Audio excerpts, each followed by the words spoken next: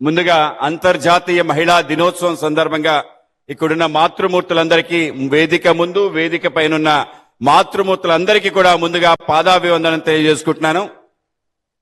అలాగే శుభాకాంక్షలు తెలియజేసుకుంటున్నాను. ఇవాళ రాష్ట్ర ప్రభుత్వం మహిళా దినోత్సవం సందర్భంగా అనేక రకాల అద్భుతమైన కార్యక్రమాలు చేపట్టి అనేక రకాల ఎంఓయూస్ చేసి మెప్మా సెర్ప్ ఆధ్వర్యంలో ప్రతి మహిళని ఒక పారిశ్రామికవేత్త చెయ్యాలని ఒక తలంపు 20 లక్షల మందిని ఆంధ్రప్రదేశ్ లో లక్షాధికారులుగా మార్చి రాబో కాలంలో అది ఇంకా మరింతగా 40 లక్షల మందిని చేయాలి అనే ఒక లక్ష్యంతో ఇవాళ కూటమి ప్రభుత్వం నడుస్తుంది.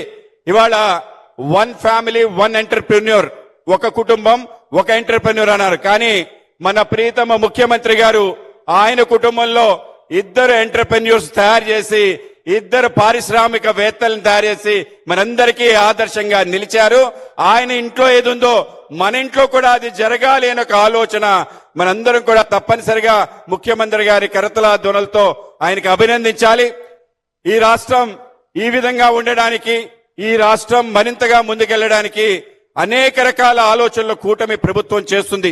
ఆ కూటమి ప్రభుత్వం ఆధ్వర్యంలో కేంద్రంలో నరేంద్ర మోడీ గారి, రాష్ట్రంలో ముఖ్యమంత్రి చంద్రబాబు నాయుడు గారు గాని, మన యొక్క ఉప ముఖ్యమంత్రి పవన్ కళ్యాణ్ గారి ఆధ్వర్యంలో అనేక రకాల కార్యక్రమాలు ఎలా జరుగుతున్నాయంటే, మన ప్రభుత్వం సూపర్ 6 అని పెట్టింది. సూపర్ 6 లో 6 కూడా మహిళలకు సంబంధించినవే. దాంట్లో కేవలం 4 కేవలం మహిళల కోసమే, మిగతా 2 అందరూ కలిపిండి అంటే అంత పక్షపాతంతో ఇవాళ ఈ యొక్క ప్రభుత్వం నడుస్తుందని మనం తప్పనిసరిగా గమనించాలి. ఇవాళ మన మహిళా దినోత్సవం అంటే ఈ దేశంలో మాతృమూర్తిని మనం ఏ విధంగా కొలుస్తామంటే, ఋగ్వేదంలో రాసింది యాదేవి సర్వభూతేషు మాతృరూపేణ సంస్థిత, శక్తి రూపేణ సంస్థిత, స్థిర రూపేణ సంస్థిత, ఛాయారూపేణ క్రియ.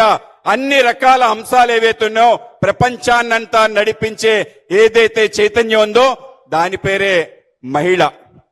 ఆ విధంగా అన్ని రకాల అద్భుతాలు కూడా మహిళలు ఉన్నాయి. కనుక ఏ రాష్ట్రమైనా ఏ దేశమైనా పురోగతి సాధించిందంటే మహిళ మొహం పైన చిరునవ్వు సాధించే దిశగా అడుగులు వేస్తే, వాళ్ళ హృదయంలో ఆనందాన్ని నింపగలిగే ప్రయత్నం చేస్తే అదే ఆ యొక్క రాష్ట్ర ప్రభుత్వాలు, దేశాన్ని నడిపించే ప్రభుత్వాలు, వాళ్ళకి ప్రగతికి సోపానాలు గీటురాయి.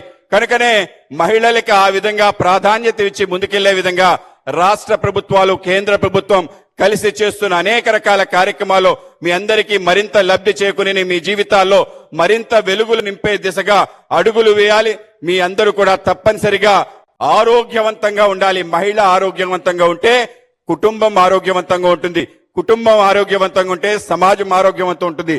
కనుకనే మన ప్రియతమ ప్రధాని నరేంద్ర మోడీ గారు స్వాస్థ నారి సశక్త పరివార్ అనే ఒక నినాదాన్ని తీసుకొచ్చారు.